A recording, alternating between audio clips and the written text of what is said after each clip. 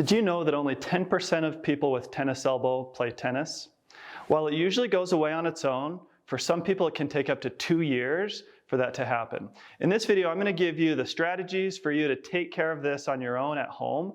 I'm also going to show you how we take care of it here in the office with Shockwave Therapy. So if you want to see how that looks, stay tuned. Hi, I'm Dr. Daniel Bridge, and I'm a chiropractor here in Helena, Montana, and this channel is specifically dedicated to helping you with injuries and with your health to get back to doing what you love. Okay, first of all, let's talk about what tennis elbow is and why it causes so much pain. Tennis elbow, or what it's technically called, is lateral epicondylitis, is when these muscles in the forearm get overused and they attach right here on the bony bump here, which is your lateral epicondyle, and they start to pull away, which creates damage to that tissue.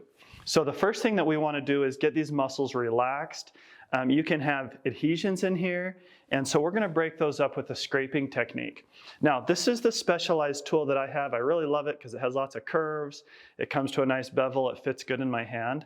But you don't have one of these, and you don't really need one of these. So grab yourself a butter knife at home, and what you're going to want to do is you're going to mimic everything that I'm doing here in this section with either the back of the butter knife or maybe the handle, which is a little bit broader, a little bit more smooth.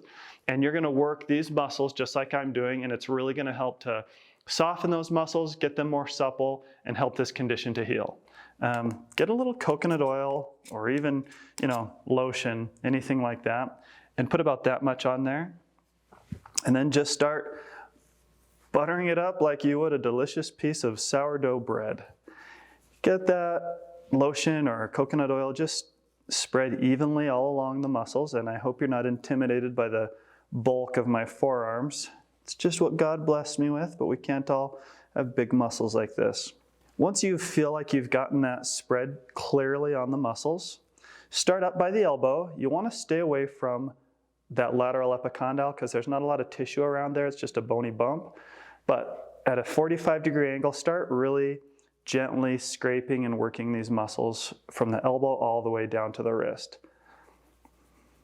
Take as much time as you want.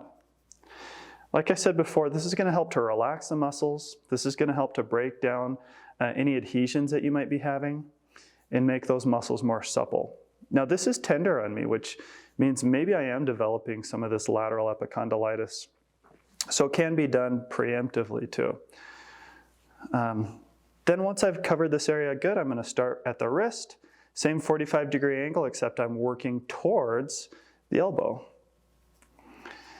This feels really good. It shouldn't hurt. You might get some little red dots on your skin, and that can be normal. That's just called petechiae.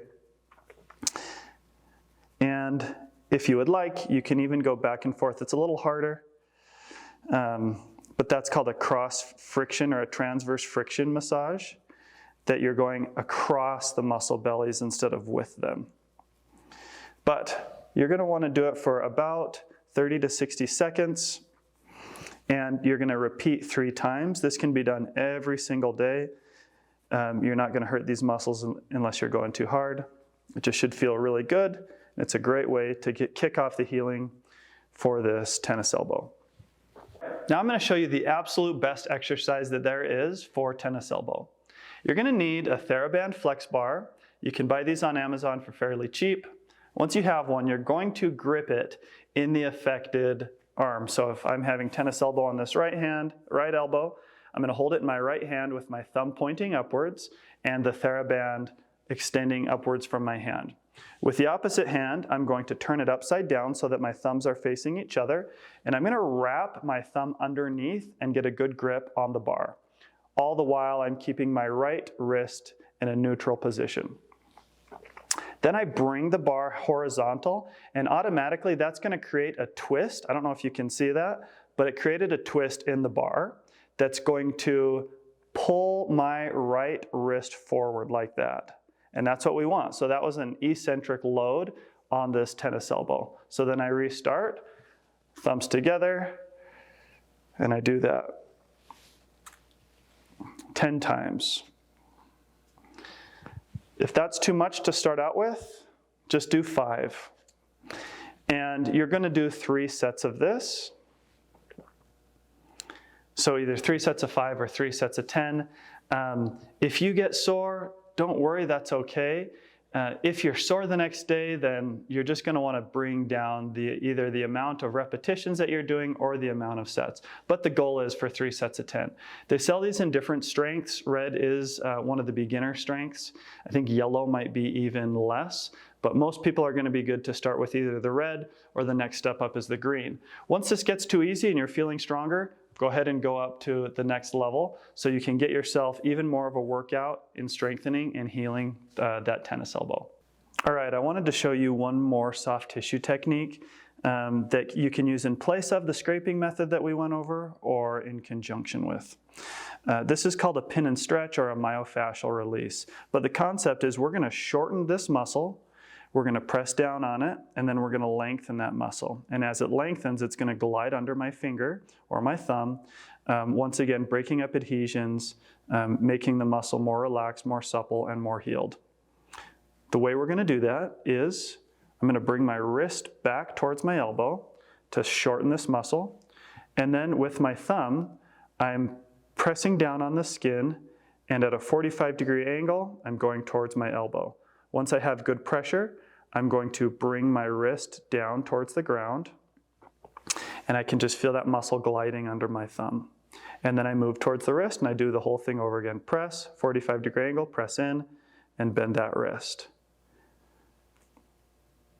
And I'm going to work all the way down to the wrist.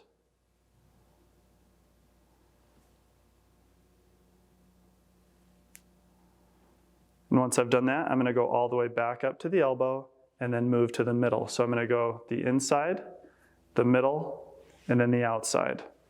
Okay, so for most people, strengthening that area with the Tyler twist and doing some soft tissue work with some scraping or with some pin and stretch is going to be very effective at taking care of that. Like I said, at your own, in your home, give it a try.